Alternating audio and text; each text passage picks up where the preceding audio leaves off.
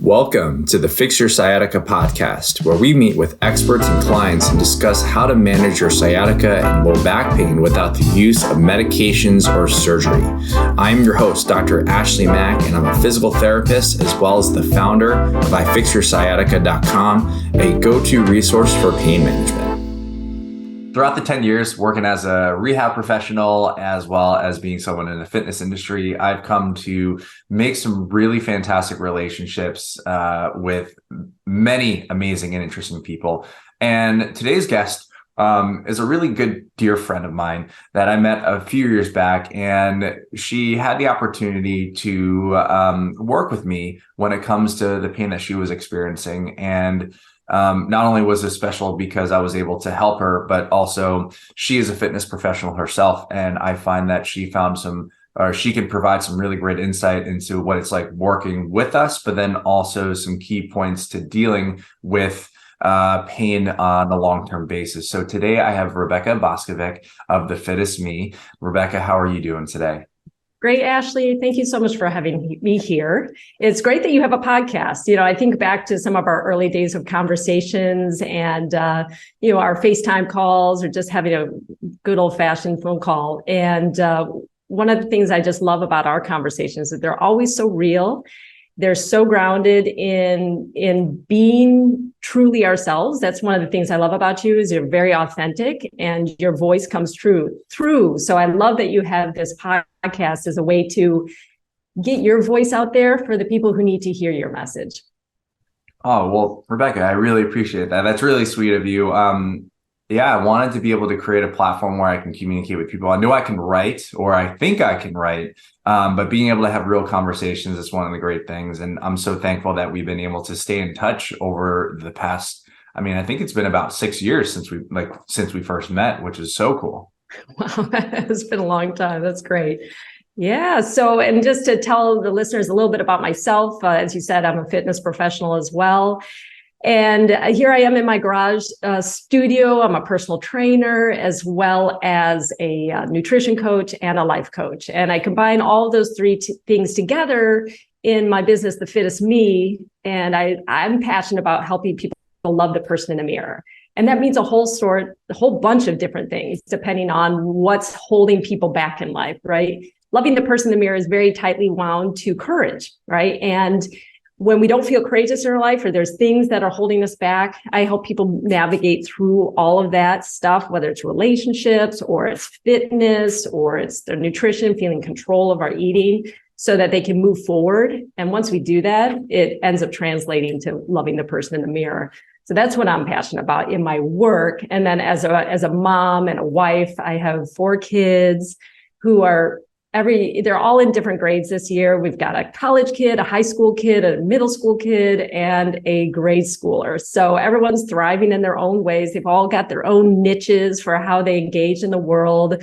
One's into fashion, one's really into her music, another's into singing. And the other guy does a lot of design work and doing his cartooning. And anyway, so it's a rich life as a mom. And then I'm married to my best friend and the love of my life, who supports me in everything I'm doing. So anyway, I'm glad to be here and share in this story about pain, because here I am, a fitness professional. In a sense, I have a lot of answers, but I don't have all the answers. And if there's anything I've learned over this past year, and you are one of the components of this past year, is that having key people in our lives to help us address the areas where we don't have either the knowledge or the accountability is key, right? And you among a handful of people I have in my life who are people I know I can go to for troubleshooting, for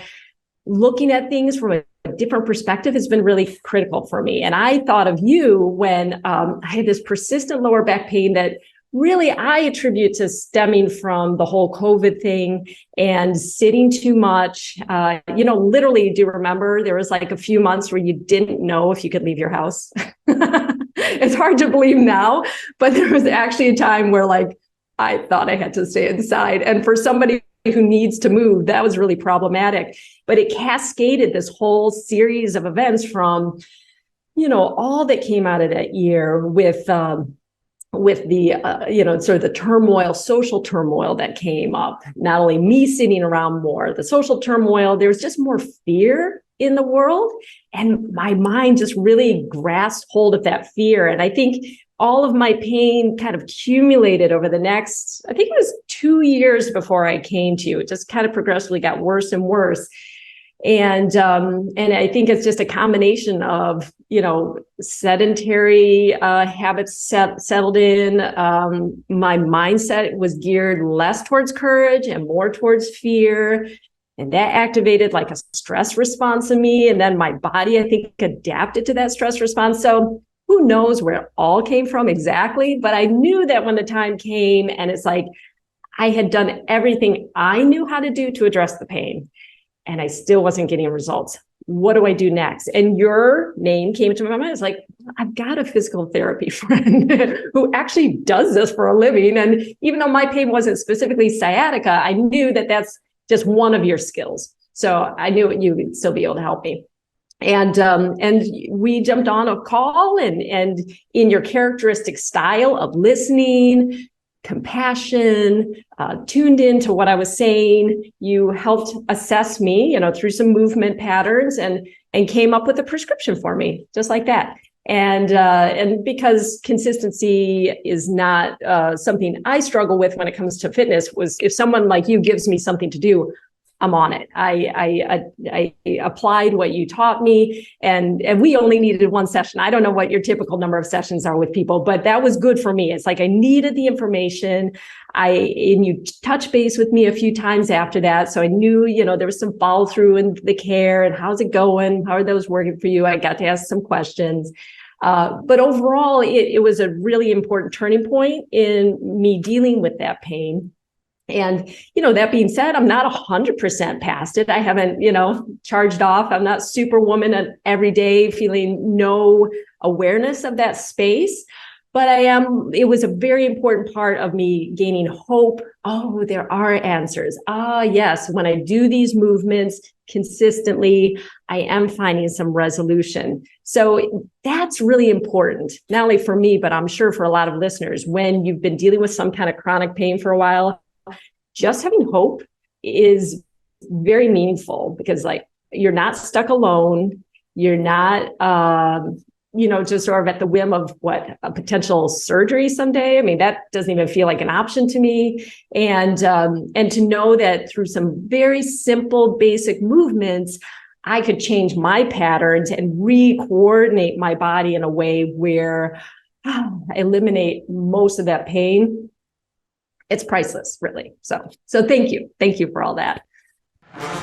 We are going to take a quick break to tell you about our awesome new program called the Sciatica Protocol. If you don't have the time to see a professional, but are tired of trying to figure out this recovery on your own, then the Sciatica Protocol is for you. Harness the power of a knowledgeable physical therapist through your phone. It takes no more than 7 minutes per day, and it is designed to help you recover as quickly as possible. Now, having an on-demand physical therapist can cost thousands plus hours of sessions. But with the Sciatica Protocol, you'll receive the same, if not better, customized care completely free. And why are we making this program free? Because I believe that everyone deserves to live free from pain without actually having cost be the biggest obstacle. It is simple to start, and all you need to do is log into ifixyoursciatica.com/the-sciatica-protocol and fill out the 9-question quiz to begin. The link for the program is in today's show notes. Well, that was an amazing story, and thank you so much for sharing that with the listeners. I think one of the really interesting things throughout all this, there are a couple points that I wanted to bring up, but I think one of the biggest things is this concept of courage and fear, because the reality is the fact that when we were coming out of 2020, there was a lot of fear involved, and it doesn't even matter what your stance is on what 2020 was like, but there was a lot of uncertainty. And the reality is the fact that we all as human beings, we all face uncertainty in a variety of ways. Some people can face uncertainty and try to rise to the occasion. There are other people who can have this uncertainty and can present itself in fear. But even that fear itself, the fear that we experience is a normal process, because fear is what protects us from getting eaten by tigers or from getting hurt and injured. So it's a true protective mechanism. And in some cases, with the human brain is so complex and so beautiful that fear can actually manifest and also intensify the true actual pains, physical pains that we experience as well. And I think that with your position as a fitness professional, where you have all this knowledge, for you to be able to go through those solutions, as many solutions as you can by yourself, and then get to a point where you had to say, I need to work with someone. That is a beautiful thing. And I 100% in agreement with you, because that's something that I do, where if I'm kind of sitting there and I can't figure it out, I myself actually will find help. And I think there's nothing wrong with seeking out help. So I'm very excited that we were able to get connected. So one, that was a beautiful thing. And then also two, I think with the combination of the length of time that you've experienced pain, having that sense of hope where you're able to get on with your life and do those activities. The reality is that pain is an invisible thing. Not just like both physical pain and emotional and psychological pain. The reality is that it's an individualized experience. Unless you're actually bleeding from a part of your body, like if you were to scrape your elbow, we as humans can actually hide our pain pretty well. Yeah, we can actually hide our pain pretty well. We can go overcome it. And to a point where that pain that we experience is in fact a protective mechanism. Again, it's a way to make sure that we don't harm ourselves more. But in some cases, when we experience pain for such a long period of time, we can be conditioned to experience that pain. So every time, so say, for example, if we are experiencing pain for a long period of time and we're feeling a little bit better, but for some reason, if we look at this coffee mug, for example, and this coffee mug is tied to a very poor memory, even just looking at this coffee mug can actually create the true deep emotional physical pains that we experience. So there's a lot of things that are at play, but I'm so glad that you're able to experience this hope of being able to get back into doing everything. So let's talk about what some of our interactions, right? We had the opportunity as friends to communicate and be in touch with each other pretty regularly. The moment that I put on my thinking cap and started trying to see what the problem is or how I could help you, tell me a little bit more about like coming into our first meeting where we're like, okay, like Rebecca, we're going to do this. What were your expectations on that first meeting? Well, that's a great question. I think because I already knew you, I might not experience the same kind of expectations as maybe somebody who didn't know you personally. When you know somebody, you're kind of used to a certain, I don't know, like a certain handle, a certain way that they operate. So it's not like in the past when we were talking, it's not like we were just talking about the weather or the friends or what's going on in life. Oftentimes I'm looking to you for something, maybe help with a process going on in my gym. So I guess in all fairness, my expectations were, I think, fair, that they were tuned into who I know you to be. And so in that respect, I think coming into our time together, I knew you well enough that you're a consistent guy. I mean, that's just all there is to it. In a sense, what you see is what you get with you. And so that's a good thing, because what you see is a caring person with high skills put together in a helping service that actually transforms people's pain. So what's not to like? So in that respect, it's that was my expectation going in, and it was met. It was in our time together. I felt like my time was respected. I felt that your, those set up with videos was perfectly sufficient for being able to determine what my areas of weakness were, where I didn't have weakness, yeah, that's not an issue. Yeah, let's look here. I noticed this. I noticed that. Can you try this again? If we do this, how does that influence this? Oh, I see it's easier now, right? Yeah. Hey, the pain's already diminished, right? So it's a process of evaluation, but it's a process of, it's almost like stepping stones. Hey, like which path are we? Oh, yeah, we don't need to go there. Let's go here, right? So I just sense it's a process of, you've got your knowledge base, you've got your experience base, you've got your intuition base, and you're pulling them together to assess.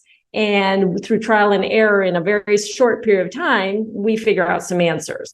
So, I mean, to me, those are all the steps of a proficient professional in the industry we're in. To me, the highest alarms would come off if somebody was a know-it-all, or they have all the answers, or they know exactly what's right for you. They've already figured it out. To me, those are all red flags. So to the listeners out there, if you're dealing in the professional world of pain management, or dealing with, looking for solutions with your physical therapist, or working with Ashley or any kind of trainers, please be wary of anybody who acts as if they have all the answers, whether that's with fitness or nutrition.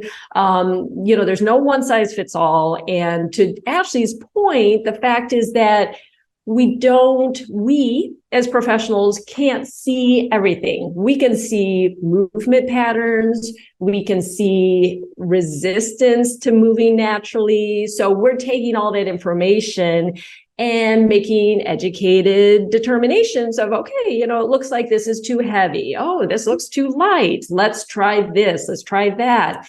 And simultaneously, we're also taking into account the psychological makeup of the person who we're dealing with. Like, what's their threshold for pain? What's their tolerance? Are they somebody who pushes themselves? Are they somebody who's more like reluctant and holds themselves back? So there's a lot of decisions that have to be weighed when we're helping somebody. It's not just like, oh, we have the answers, you need to be taught, and that's the way it goes. Instead, what you did, Ashley, with me is very similar to how I help people. I have a lot of answers. I have a lot of expertise, but I don't know everything. Specifically, most importantly, I don't know what the person is experiencing.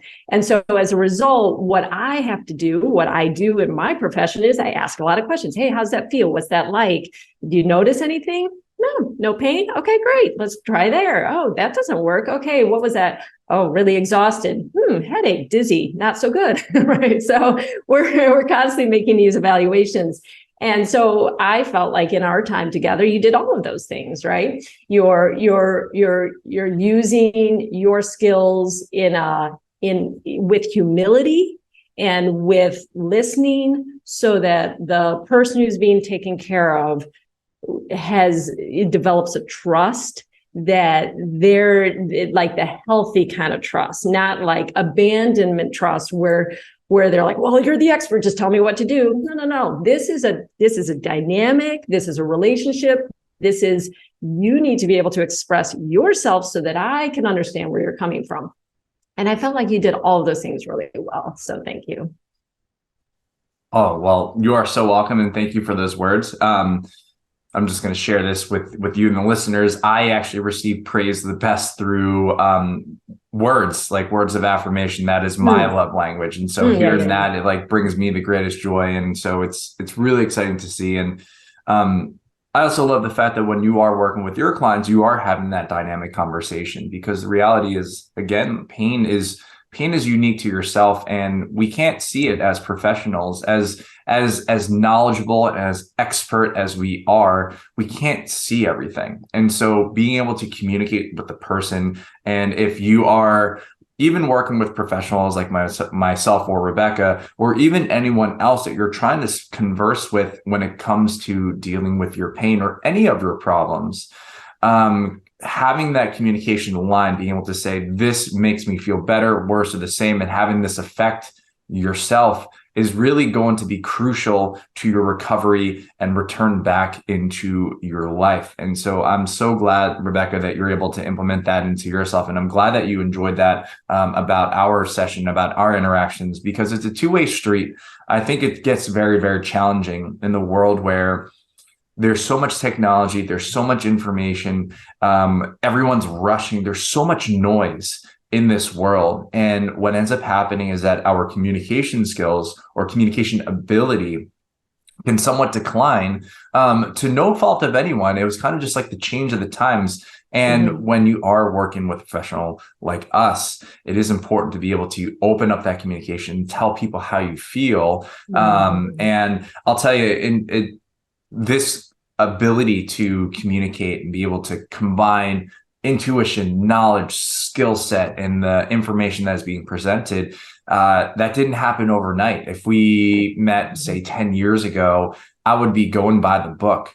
And you probably experienced this yourself, is that as you develop your new skill set, you want to implement into everything. But then as you are seeing person after person, you'll see what works, what doesn't work. And then so you start to actually combine your own experiences into what you're seeing in front of you. And that actually allows us to come and reach some conclusions a little bit faster, but then also allows us to, in essence, it might actually result in us kind of removing some things from our repertoire, because we realize that even though one technique or one, intervention is bragged about or touted to be really effective, you go through and you try multiple attempts and it doesn't seem to help.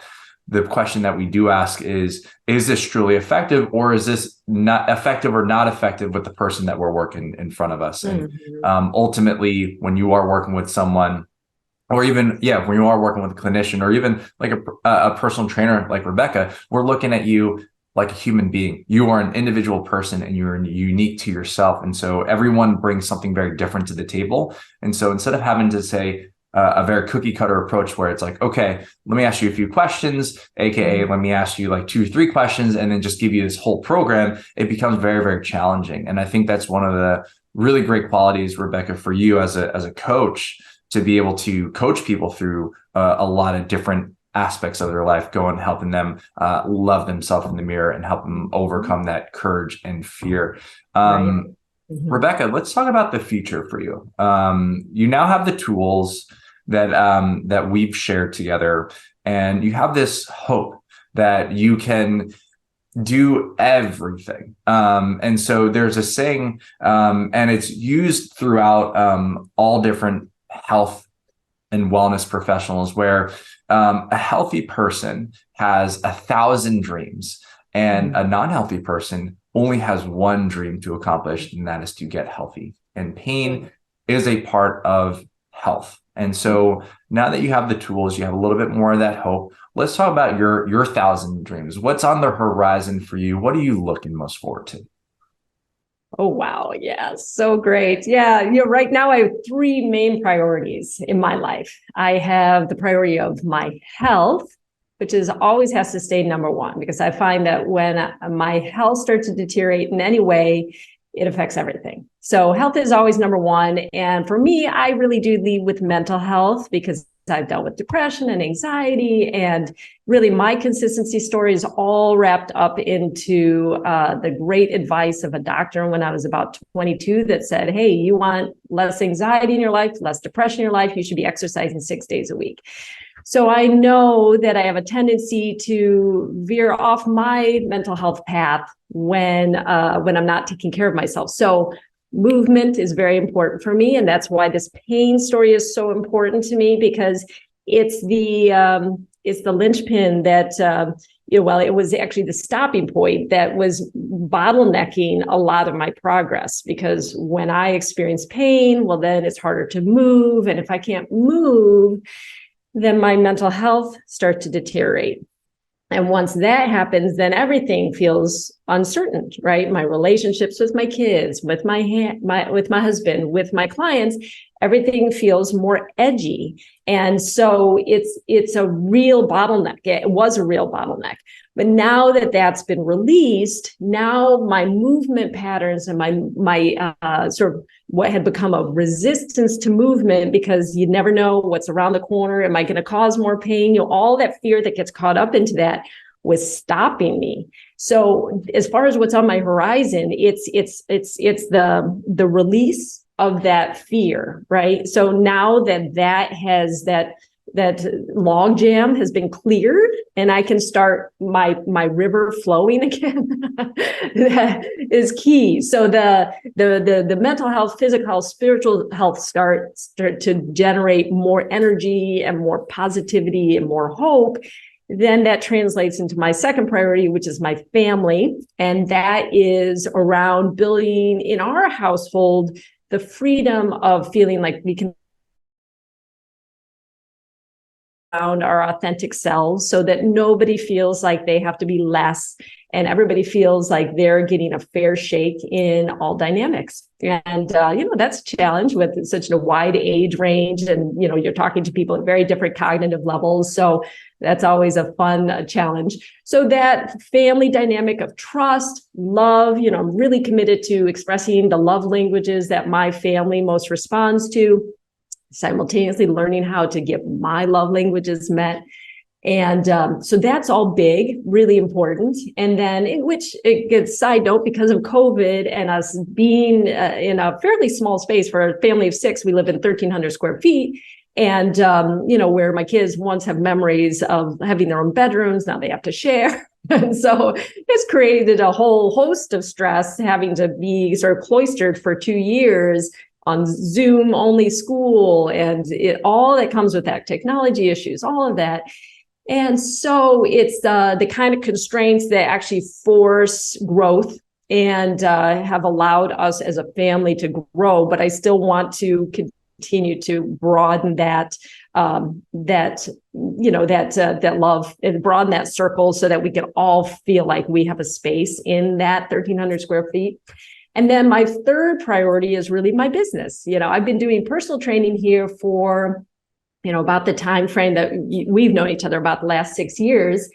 And it's very enriching and very rewarding for me, because I really thrive on these one-to-one relationships, because it is all about listening, and I get to really sort of attend to people in ways that they don't even expect, because they're coming to me thinking I'm a personal trainer, which I am. They come to me with thoughts around their food habits, which we do attend to. But really, it's that whole, you could call it holistic, you can call it whole life. It's this bigger perspective, like, yeah, but how do all of these things fit together? Like, why are you struggling to, work out? Why are you struggling to eat well? What else is going on in your life, right? So, attending to the whole person and the relationships and helping them move through that, super fun, super rewarding. And yeah, that growth potential just keeps getting bigger and bigger. So that's like a known entity for me. But now what I'm entering into is this new space. So I just created this group called Consistency for Results. It's actually a program.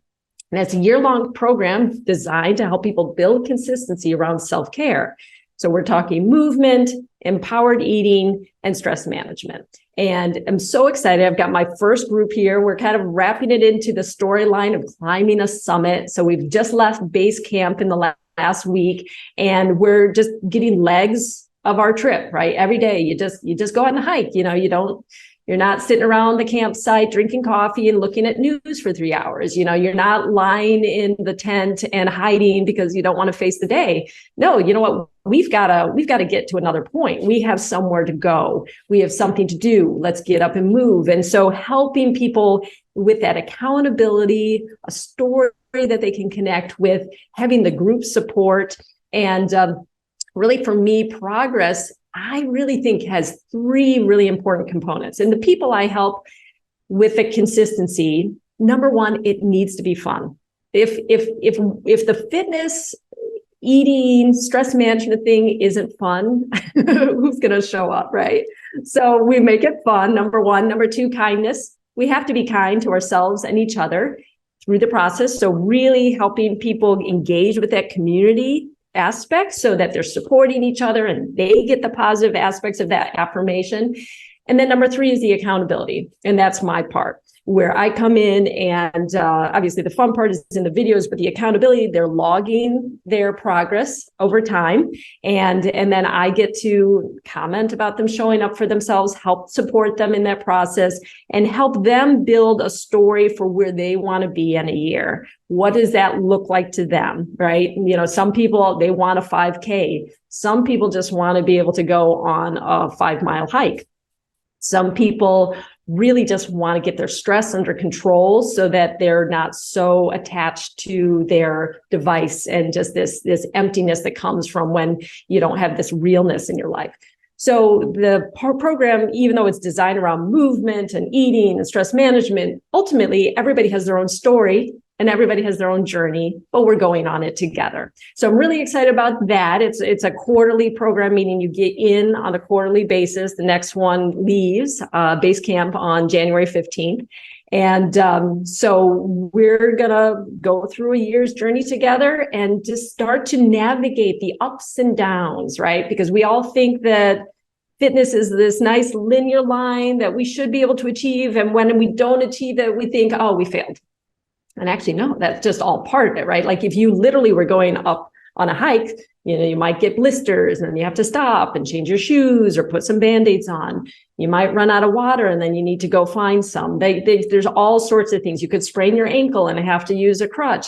There's all sorts of things that could stop us, but ultimately we still need to go. We still need to stay as a group. We still need to be committed, right? So helping people generate commitment around their self-care so that they feel good about the process. And in the same time, having tons of grace, right? Tons of grace for the fact that there's ups and downs of life. Some things we can control and learn from. Some things are outside of control. And we learn from that by learning to be okay with ourselves and not be so hard on ourselves. So it's just a fun process of building that consistency. And then what happens is over time, we build self-trust, we build success, we build confidence, and then that strength. And it's all designed to help you succeed. So that's my future. My future self is wrapped up into a lot of self-care, family care, and the care of my clients. I love that. I really do. And it seems like the fun, kindness, and accountability, I think we all really need that. We need a little bit more of that, especially with how fast and how noisy our lives can be. And so I know that you currently have one cohort going right now for this quarter, and you have another one running January 15th. So for the folks who are listening and they're like, you know what, I think I would love to take that journey with you, Rebecca. What is the best way for people to get in contact with you to learn more about the program or even about yourself? Sure. If you go to thefittestme.net, I've got resources for personal training on there as well as group accountability. And, the path is a little different. If it's one-on-one training you think you want, then we'd have a conversation to see how we would work together. What's the goal we're working after?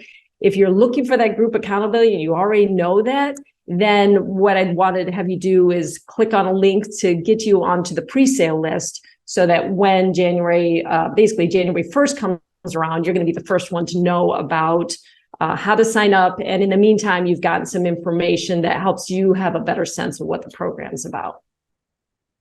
All right. And so the link to Rebecca's site and all this will actually be found in the show notes. So you can go ahead and click on it in the show notes. Rebecca, thank you so much for your time. I know that you're busy with your family, your husband, and your business. So I'm so appreciative of the time that you've taken out of your day to share your story with me and also the listeners too. And so thank you so much. And I'm excited for everything that's come for you. And I'm really looking forward to staying in touch. Thank you. And can I say one last thing? Yes. One last thing I just want to say is that, and I know we already talked about it, but just if there was a takeaway I want your listeners to remember is that there's always hope, and that whatever they're going through in terms of pain, that the hope mostly wrapped up into actions that you can take as individuals, and that the more you start to see yourself as an agent of that solution, as opposed to seeing the solution as being external to you, the better off you're going to be, because you're building a mindset of, instead of there's an answer, seeing it more as, I wonder what am I looking for, and what are some possible answers, and then sort of testing them out, right? So if you've thought about surgery, for example, is that the answer? Well, I would propose you, instead of thinking about that, think about what are your spectrum of answers. And then once you start doing that, you broaden your mindset around it to see yourself as capable of determining what the best solution is for you, as opposed to leaving that in the hands of some expert. So see yourself as an integral part of your solution, and that integral part is you deciding what works best for you. And along the way, know that hope is huge. So anything you can do to create little steps, that will generate a lot of, to what Ashley's saying, that that stress response we have, that tightening, and then our reaction to our pain becomes heightened. As you engage with your hope, what's going to happen is your pain response is going to reduce, because you're just more free, you're more relaxed, you're not as stressed. So that alone is going to help take care of some of your pain. So I encourage you to give Ashley a try if you're on the fence, because he is going to walk you through simple steps that you can take. And as a result, you're going to see results very quickly. And you're going to see that the fears of having to get into surgery and stuff are probably unfounded. And that instead, that through some very simple steps on a daily basis, you can actually change your life. So I root for you. Have hope, find solutions, be an agent of your change, and give Ashley a try. Thank you. I love that. Thank you so much for tuning in. We hope you got some help from today's podcast. And for more info, check us out at ifixyoursciatica.com. Have a fantastic and pain-free day. No patient-therapist relationship is formed by listening to this podcast. We are not providing medical advice, and all information should be confirmed by a medical provider.